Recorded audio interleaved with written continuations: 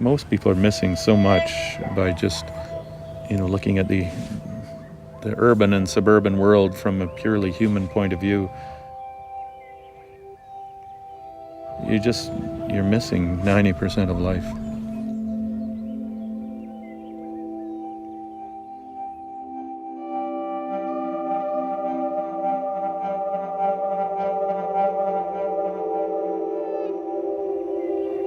I'm Dick Cannings. I live here in Penticton.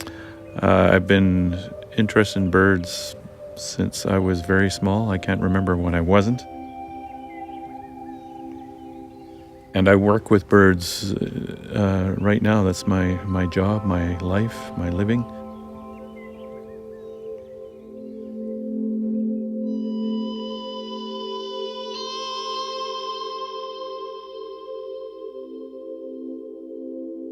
"200 birds nest in the Okanagan, and that makes it the most diverse place in North America, really, for breeding birds.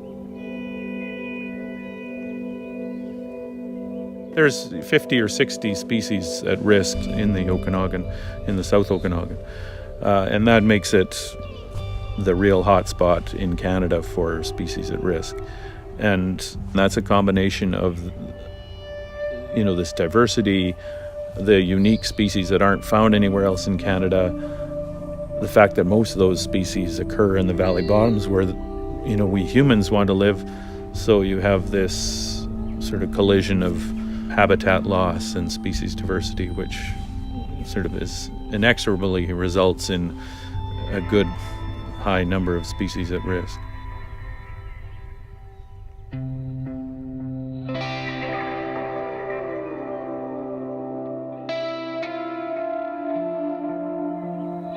There's been loss of the riparian habitats, the habitats along the creeks and rivers and lake shores.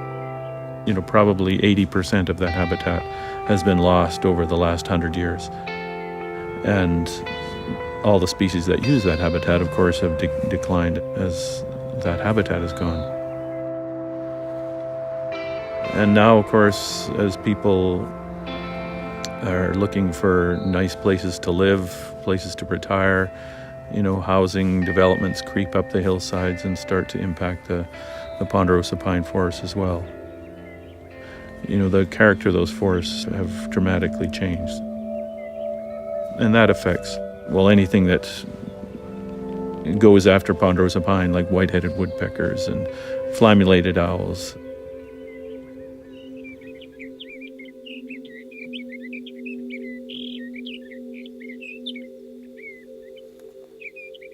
Birders are very good at noticing this habitat decline because, they like to see all the species every year or every month.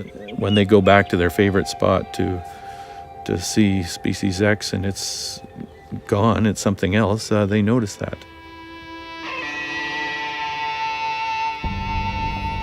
Real iconic species for me growing up here in this house and yard was western meadowlark. This used to be grassland where we're sitting, and when I was born, for the first 5 years of my life, that was slowly changing into an orchard, but for the first few years, the meadowlark still came back and nested in our yard, because this was their land, this was their territory.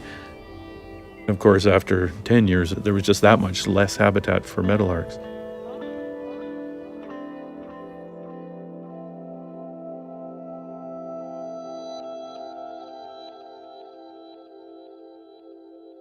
Part of it, what I enjoy about it, is that they give you a window into the non-human world. Most people are totally in the human world and don't really care about anything outside it, don't even hardly know it exists. Very few people, I think, really think about that non-human world to any extent at all, and certainly to the extent that they can appreciate it. They can appreciate it on the aesthetic level, but to, what I find myself doing, and what most birders, I think, do, is you see the world. You find yourself walking through a forest or driving down a road and looking at a lake, and you see it from the bird's perspective. When you see some really nice habitat for this, and you come back a month later and it's been changed in some way so that it isn't nice habitat for that species anymore, you do notice that.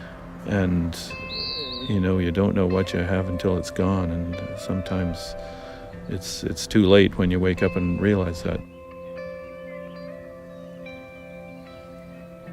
So I think we have a moral obligation to ensure that we don't cause the loss of plants and animals from not just the earth, but from significant parts of it, like this valley.